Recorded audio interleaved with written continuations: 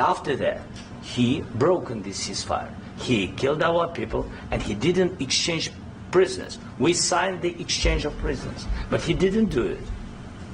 What kind of diplomacy, JD, you are speaking about? What do you mean? I'm talking about the kind of diplomacy that's going to end the destruction of your country. Yes, but if you Mr. President, with respect, I think it's disrespectful for you to come into the Oval Office and try to litigate this in front of the American media. Right now, you guys are going around and forcing conscripts to the front lines because you have manpower problems. You should be thanking the President for trying to bring an end to this conflict. Have you ever been to Ukraine that you say what problems we have? I have been to. Count once. I've actually watched and seen the stories, and I know what happens is you bring them on a propaganda tour, Mr. President. Do you disagree that you've had problems bringing people into your military? And do you think that it's respectful to come to the Oval Office of the United States of America and attack the administration that is trying to prevent the destruction of your country? A lot of questions. Let's start from the beginning. Sure. First of all, during the war, everybody has problems, even you, but you have nice ocean and don't feel now, but you will feel it in the future. God bless. You don't know that. God bless. God bless. You will not have a war. Don't tell us what we're going to feel. We're trying to solve a problem. Don't tell us what we're going to feel. I'm not telling you. Because you're in no position to dictate that. That's exactly what you're doing. You're in no position to dictate what we're going to feel. We're going to feel very good. You will feel influence. We're going to feel very good and very strong. You will feel influence. You're right now not in a very good position. You've allowed yourself to be in a very bad position, and he happens to be right about it. From the very beginning of the war. You're not in a good position. You don't have the cards right now. With us, you start having cards. Right now, you don't. You're playing cards.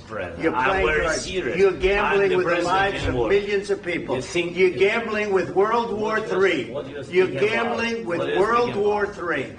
And what you're doing is very disrespectful to the country, this country, that's back to you, far more than a lot of people said they should have. Have you said thank you once? This entire meeting? No, in this entire meeting, have you said thank you?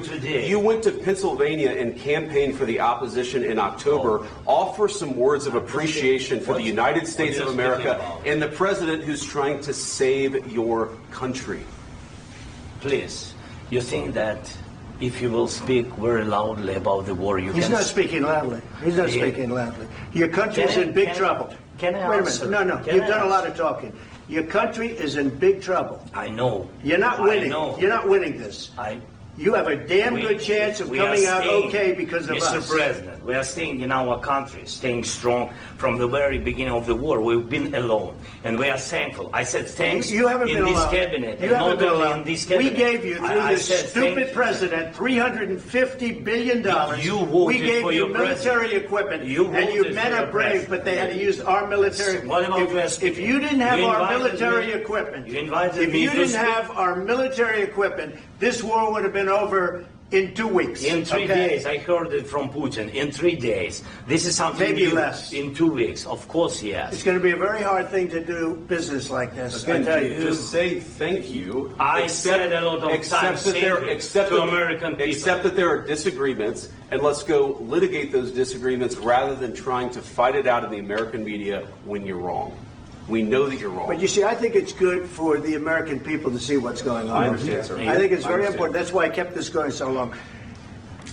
You have to be thankful. You don't have the cards. You're buried there. Your people are dying. You're running low on soldiers. Listen, you're running low on soldiers.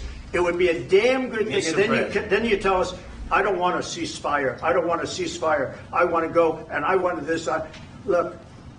If you could get a ceasefire right now, I tell you, you'd take it so the bullets stop flying and your men stop getting killed. Of course, we want to stop the war. But you're saying you don't want a ceasefire. But I said to you, I want a ceasefire. With guarantees. Because you'll get a ceasefire faster than an agreement. Ask our people about ceasefire, what they think. That wasn't with me. That wasn't with me.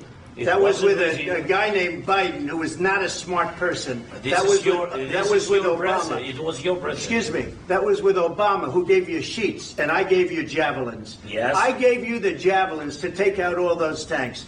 Obama gave you sheets. In fact, the statement is Obama gave sheets and Trump gave javelins.